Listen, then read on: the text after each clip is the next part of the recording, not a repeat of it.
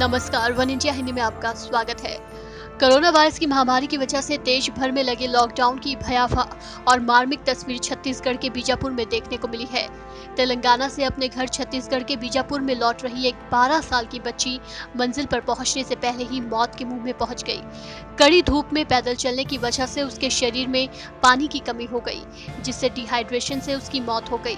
इस बारे में ऑफिशियल जानकारी सोमवार को निकलकर सामने आई।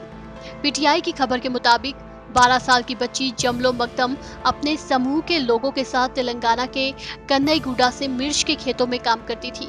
जब 15 अप्रैल से लॉकडाउन 2 शुरू हुआ तो ये समूह 15 अप्रैल को वापस अपने घरों की तरफ पैदल लौटने लगा।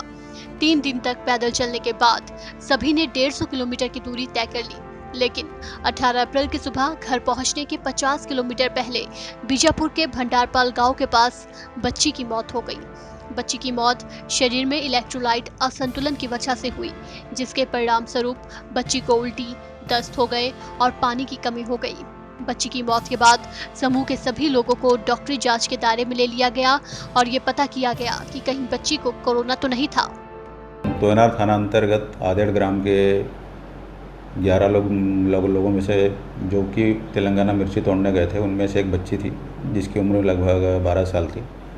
ये 15 तारीख से ये पेरूर के आसपास जो कि अपने तालोगड़ा बॉर्डर से लगभग 15 किलोमीटर की दूरी पे है, तो वहाँ से निकले थे और 19 तारीख को यानी 18 तारीख को सुबह लगभग ये हम लोग के बॉर्डर जो एरिया है वो इंटर करने के बाद में 8-9 बजे इसकी डेथ हो गई थी।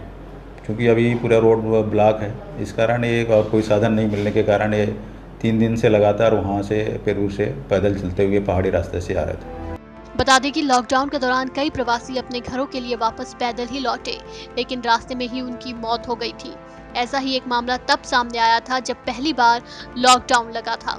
तब दिल्ली में काम करने वाले रणवीर सखवार पैदल ही अपने घर मुरैना के लिए निकले, लेकिन दिल्ली से 200 किलोमीटर दूर आगरा में उनकी हार्ट अटैक से मौत हो गई थी। इस खबर में फिलहाल इतना ही। तमाम अपडेट्स के लिए बने रहिए वन इंडिया के साथ।